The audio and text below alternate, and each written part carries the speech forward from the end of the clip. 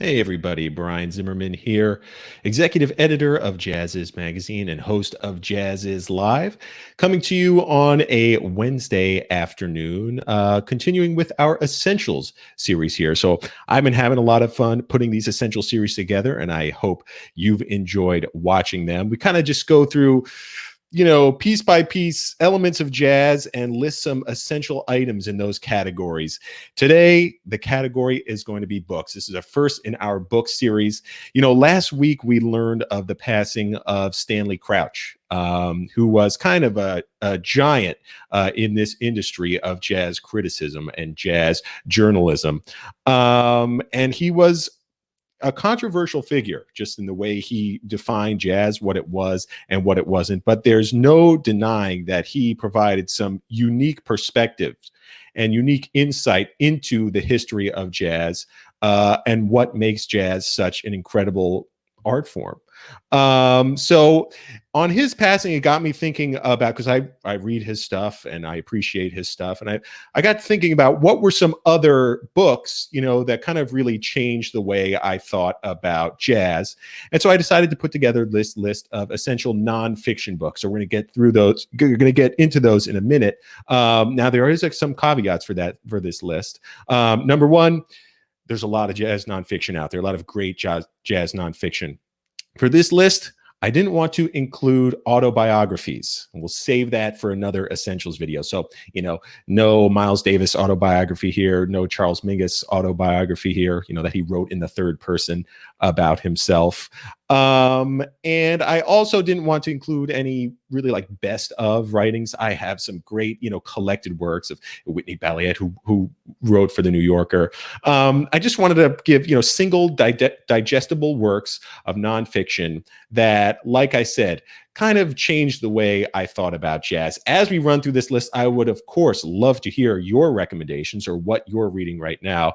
And yeah, down the line, perhaps we'll do a jazz fiction essentials. We'll do a jazz autobiography essentials. There's a lot we could do with this Reading Jazz series. Speaking of reading jazz, though, I wanted to show you, because this just came in the mail a few days ago. This is our fall 2020 issue, all about the art of the album. I love that graphic on the cover. The album is your heart. If the album is your heart, the vinyl record turntable lies at the center of your heart too. This is the issue for you. So it has already been mailed to subscribers. And again, it's all about collecting albums, producing albums, album cover art. If you love albums as much as I do, you're going to want to read this material. We have converted all of the articles in this print issue into HTML articles that you can read online anytime on any device. You will need a digital subscription to read them. But fortunately, we're offering a special subscription rate right now for Jazz Is Live viewers. For just 99 cents per month for 3 months, you can unlock unlimited digital access to the site, so you could read all of the articles from this issue plus previous issues. And then we'll enroll you to receive our forthcoming winter 2020 issue, which is all about the I was going to say the art of the album again. No, it is all about jazz on film. Winter 2020 issue coming out in December, jazz on film, jazz scores, jazz documentaries, films about jazz musicians. That's due out in December. And if you sign up for the subscription now, we'll enroll you to receive a complimentary copy. All right, so let's go ahead and kick off our list of my essential jazz nonfiction. We're going to start actually with Stanley Crouch's work. That would be Kansas City Lightning, The Rise and Times of Charlie Parker. This was kind of Stanley Crouch's magnum opus. It was this sprawling biography of Charlie Parker. And it really encapsulates, I think, Stanley Crouch's writing. It is super imaginative. And look, there are a lot of great biographies about Charlie Parker out there. One is written by one of my favorite writers, Gary Giddens. But this one really takes into account the world surrounding Charlie Parker, in the 1920s when he was growing up in Kansas City, and what that world was like to live in for a young Black genius that was Charlie Parker. So yes, it goes into the life of Charlie Parker's development as a musician, and the 15-hour, practice sessions he would do in his shed. But it also uses Charlie Parker's life to explore some of the social and political things that were going on and kind of explain how those contributed to Charlie Parker's art form, to Charlie Parker's genius. It is written in a kind of snapshot, cursory style. It's a little bit all over the place, much like Charlie Parker's Wild Bebop lines, but it is a really good book. And if you're looking for a way into Stanley Crouch's writing, and again, full disclaimer, Stanley Crouch is divisive when it comes to his thoughts on jazz. But if you're looking for a way in and you want to read some of the works of this giant of jazz criticism, this could be the place to start. It is, once again, Kansas City Lightning, The Rise and Times of Charlie Parker by Stanley Crouch. All right, the next book on the list I actually own. So I own a few of these books. I have at one point owned Stanley Crouch's Kansas City Lightning, but I've moved a couple times and things get lost in the shuffle. But the next book on my list is this one here, Blues People by Leroy Jones, also known as Amiri Baraka. This is a fascinating book that dives deep into the history of jazz, through its roots into blues and even African music. And it really explains how blues, and prior to that, African spirituals, are the kernel of jazz. And it explains how, and more importantly, why those kernels expanded to become what it is today, jazz. It's a really good book. Again, Amiri Baraka, born Leroy Jones, not without his fair share of controversy, but this is a really, really insightful book. If you want to, go past some of the traditional jazz histories, and again, there are many great ones. Gary Giddens wrote a textbook-like history of jazz that reads, almost like a magazine feature. It's really good. Definitely check those out. But this probes a little bit deeper. This goes, again, back to even pre-colonial American times. So for a far-reaching history of jazz, this is a great place to start. Again, it's Blues People by Leroy Jones, later known as Amiri Baraka. You want to check this one out. Okay, next on the list as we move right along, we're going to go back to another kind of biography, but more like third-person memoir. This is a book I just loved when I read it. I picked it up at like an airport or something like that, and I spent the whole flight and half the vacation reading it. It is Coltrane, The Story of a Sound by Ben Ratliff. Ben was a longtime writer and jazz critic for the New York Times. This was such a fascinating biography because it wasn't just a history of John Coltrane, the man. It traces the evolution of John Coltrane's sound. Yes, the sound of his saxophone. So you're literally watching or reading along as Coltrane's style evolves from, when he was learning to play in the Navy and kind of doing Charlie Parker rip-off licks and, R&B bands and stuff like that, all the way through the Giant Steps era, My Favorite Things, A Love Supreme, into the more avant-garde stuff he was doing toward the end of his life. And of course, in tracing the development of Coltrane's sound, his literal sound, you learn so much about the man himself. It happens to be John Coltrane's birthday today, September 23rd. So if you want to celebrate John Coltrane's birthday, maybe this is the way to do it. You pick up a copy of Ben Ratliff's Coltrane, The Story of a Sound. And really interesting tidbits sprinkled throughout. Just, we take this descriptor of Coltrane's sound for granted.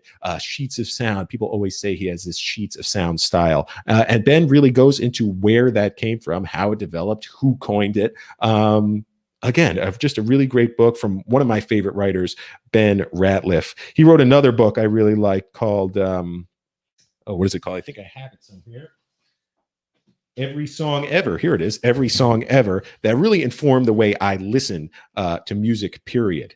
He kind of isolates different elements of music, slowness, repetition, loudness, and breaks down how those apply across genre. I talk about listening vertically through genre a lot, and I take a lot of that philosophy from this book, also written by Mr. Ben Ratliff. That was a freebie, by the way. We're going to move on to the next essential album on our list. This is number 4. It's from one of my favorite writers, period. And forgive this kind of beat up, sad looking copy here. But you're going to love the name. We happen to love the name. This would be Jazz Is. Okay, so Jazz yes, by Nat Hentoff. And Nat Hentoff, if you don't know, he was a longtime contributor to The Village Voice. He was the editor for Downbeat magazine for a while. He wrote a lot about jazz, a ton about jazz early in his career, but then kind of moved on to write about another one of his passions, which was civil liberties, the First Amendment, Supreme Court rulings, and he wrote about these topics with a great deal of authority, despite the fact that he wasn't a lawyer. He was not a jazz musician, and he wrote about jazz. He was not a lawyer, and he wrote about First Amendment civil liberties.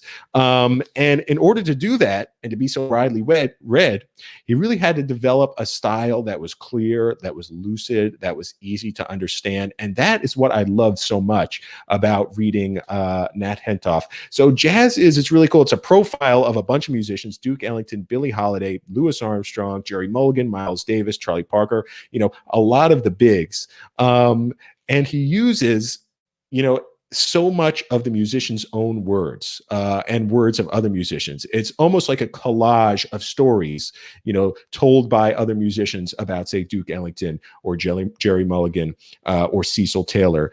And Nat here is really kind of working as a sculptor to arrange those anecdotes into compelling narratives, compelling profiles about these musicians. Again, I love Nat Hentoff's work. I read his jazz stuff. I read his political stuff. I think he's a fantastic writer. Another guy who, maybe controversy is a through line here, but was really just a walking contradiction, and proud to be a walking contradiction. They made a great documentary about him called The Pleasure of Being Out of Step. He was a self-professed Jewish atheist. He was a anti-Vietnam War pacifist who supported the Iraqi invasion. He was a pro-life civil libertarian, a free thinker in the absolute sense of the word. And again, if you're just looking for a unique perspective on jazz, Nat Hentoff, can't go wrong. All right, and that brings us to the fifth and final book on the essentials list. This is a fantastic biography called Footprints: The Life and Work of Wayne Shorter by Michelle Mercer. We could pull that cover up there. Yeah, Wayne Shorter is really a genius of jazz, and he's still with us.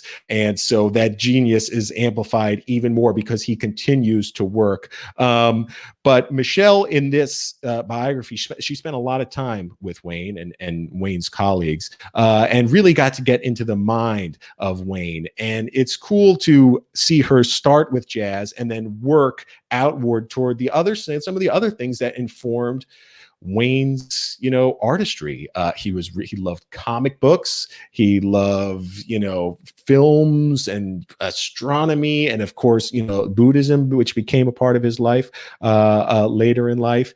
And so, yeah, it's interesting to see how all these puzzle pieces fit together to create, Wayne Shorter, the man who gave us so many iconic compositions in so many different settings, be it with Art Blakey or Miles Davis or, with Weather Report or his own stuff. He was writing for symphonies, just recently he put out a graphic novel. So yeah, and Michelle is a beautiful writer. She has a way of just describing Wayne's music that is absolutely spot on. She continues to write as well. She's contributing a bunch to jazz publications. So yeah, that was the fifth book on my list. Again, I know there are so many more out there, and there are so many nonfiction books. I'm a huge reader of nonfiction. There are so many out there. In fact, I brought a few.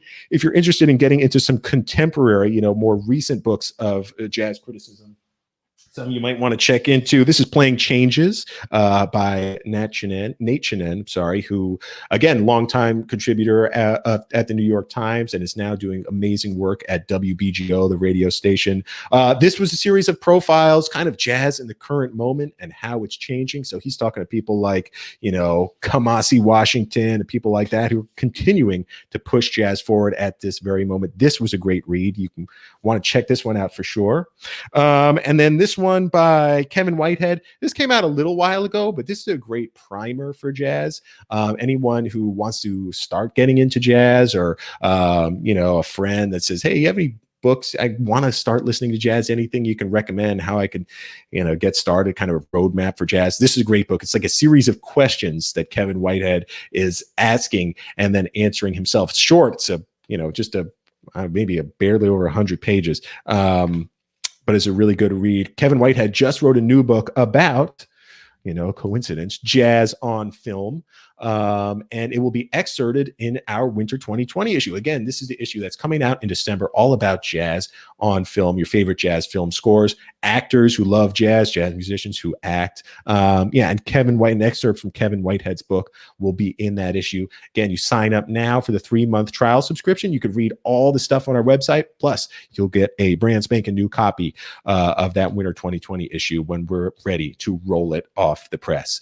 Okay, that does it for today's episode of Essential Jazz Nonfiction. Again, let me know what you want to hear next in this reading series. Do we do jazz novels, jazz fiction, jazz poetry? That could be cool. Jazz autobiography. Let me know in the comments what you think. Thanks also to our sponsor, Mac Avenue Records. They've been putting us on the road to great music for more than 20 years. Got a really cool album out right now.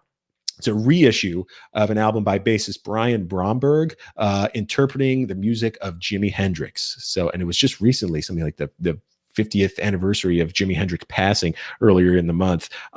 So this is bassist Brian Bromberg, who plays piccolo bass, bass guitar, acoustic bass, interpreting Jimi Hendrix music in a jazz fusion style. It's really cool. Check out macavenue.com for more info. And follow us on Facebook, subscribe on YouTube, hit that notification bell so you know when we're going live. Thanks for watching today's episode, and we'll see you next time. So long, everyone.